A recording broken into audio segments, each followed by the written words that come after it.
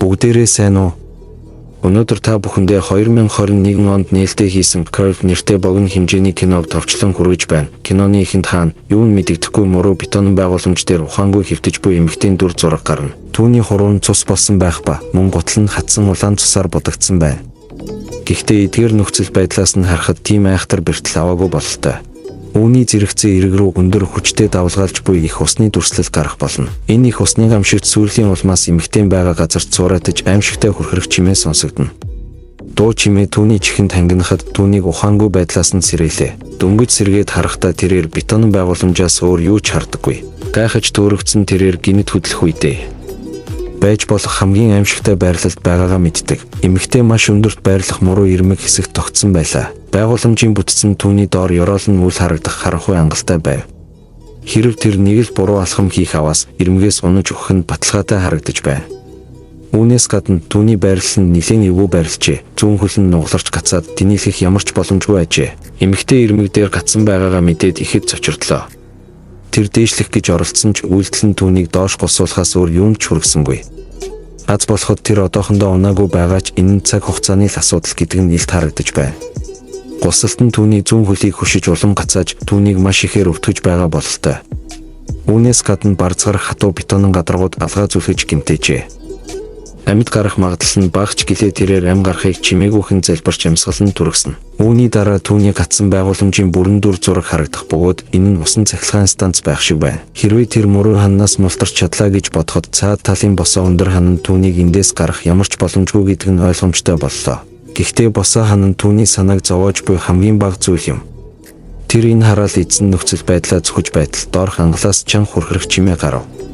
Дуу чимээ түүнийг цочоож нөхцөл байдлыг улам аимшигтай болгодог. Тэр хэсэгхэн зур бодож ганц оновчтой гаргалгаанд чимээ шууган салхинаас үлсэн байх ёстой гэж бодлоо. Хэдэн хормын дараа дахин чанга хүрхэрэхэд энэ бодол нь түүнийг багч гисэн тайвшруулна. Эмэгтэй бухимдан тэнгэр лүү харан хашгирлаа. Хэсэг хугацааны дараа тэнд нам гүн болоход түүнд сонсогдох цорын ганц чимээ бол түүний түргэн амьсгаа мөн толгойд нь ямар нэгэн байдлаар амьд үлдэхийг хүсэх бодол нь байлаа. Хөдөлгөөнгүй байх нь эцэстээ түүнийг өхүүлэн гэдгийг тэр ухаарч мөн бас хөдөлгөх нь түүнийг шууд өхөлт хүргэж болцсошгүйг ойлгодог. Гэсэн хэдий ч тэр эрсдэлд ороход бэлэн байв. Тайвширхын тулд хэдэн удаа гүнзгий амьсгаа авсны дараа гар баруун хөлөө бетонн дээр бат бөх байрлуулад бие эргүүлэхийг оролдлоо. Тэр бүр доошоо гулсаж одоо мөрөн доод ирмэг дээр ирж төлөвлөгөөнд бүтлгүүтлээ. Тэр өөрийгөө барьж 50 байхыг хичээнэ.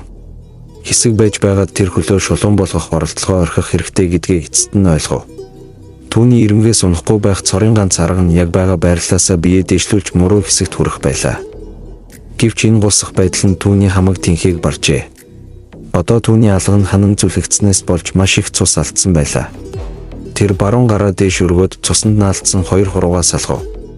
Ингээд дахин дээш гарах гэж оролдохоосоо өмнө алгаа гулсуулахгүй тулд цусаа цамцандаа арчлаа. Энэ үйлдэл нь аимшигтай өвтгөж байгаа ч тэр үүнийгээ зөрөгтэйгээр тэсвэрлэхээс өөр аргагүй. Тэр шархаа үлээж жаахан амс хийлээ.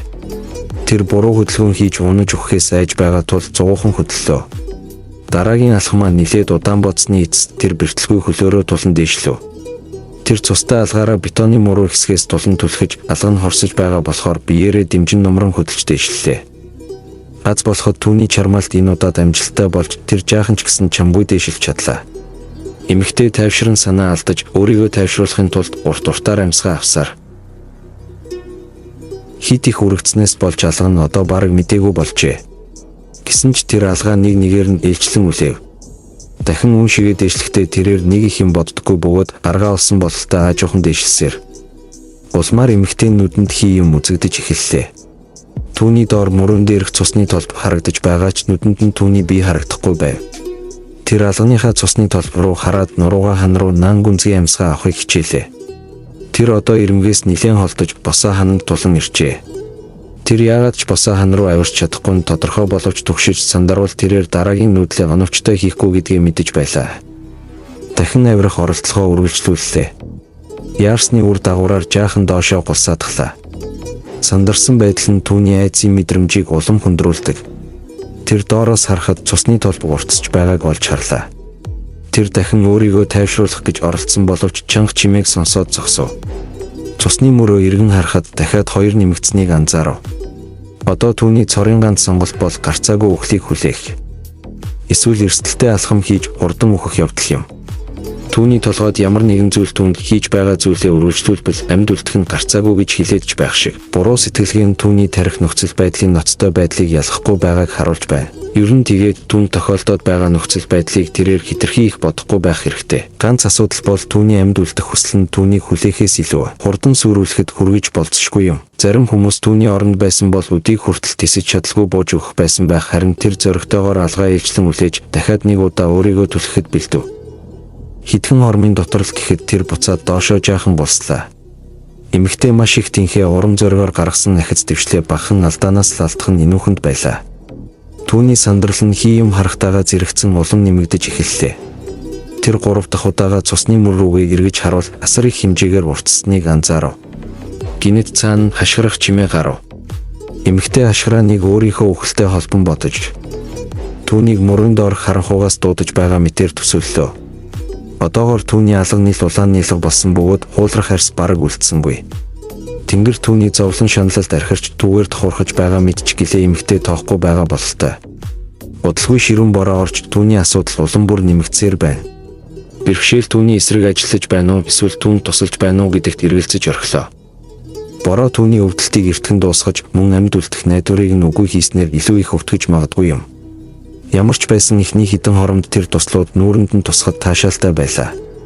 Богинохон ч гэсэн тэр мөрөнд түүний гэр орон эртнээс тэнд амьдарч ирсэн юм шиг амар амгалан мэдэрдэг. Гэвч усан гадаргууг тосолж доош гусуулах үед түүний сэтгэл ханамж удаан үргэлжилсэнгүй.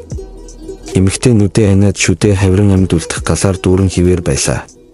Тэр чангаар хашгирав. Гэхдээ энэ нь үүлнээс гарах аянгатай зүйлшгүй юм. Дараа нь тэр мөрөөдөө жаахан удаан тогтож үлдэхэд нь туслах гинжин зүйл зүүсэн гэдгээ санав. Тэр бугундаа ороож хүзүүнээсээ хүчээр татаж салгалаа. Түүний гар гинжтэй байгаа ч аажмаар доошоо гулсаж доошосоор байгаа ба. Тэр энэ байгууламжаас амьд гарсан эсэх нь тодорхойгүй үлдэж байгаа ч түүний нөхцөл байдлаас хараад юу төсөөдөгдөж байгааг дотроо дүгнэлт хийгээрэй. Ихэнх аимшигын кинонуудаас ялгаатай нь энэ кино нь аимшигын уур амьсгалыг бий болгож энэхүү дүрслэлээр хүмүүсийн дотор байгаа өөр өөрийн гэсэн аимшиг айдсыг төрүүлдэг ажээ. Энэ киног анхлан үзэгчдийн айдсын зүүн совинг өдөөдөг учраас үзсэн хүмүүс нь ямар нэгэн байдлаар айдсын мэдрэмжийг мэдэрдэг гин шүү. Энэ нь зохиогчийн хар дарсан зүүднээс үүдэлтэй бүтээл болохоор хүмүүст өөрт нь мэдрэгдээгүй байсан айдсыг мэдрүүлдэг гин. Энэхүү бичлэгнээс ямар нэгэн зүйлийг мэдэрч чадсан бол сэтгэл хөдлөлтэйгээрэй. Мөн лайк, subscribe дарахаа мартаоцай.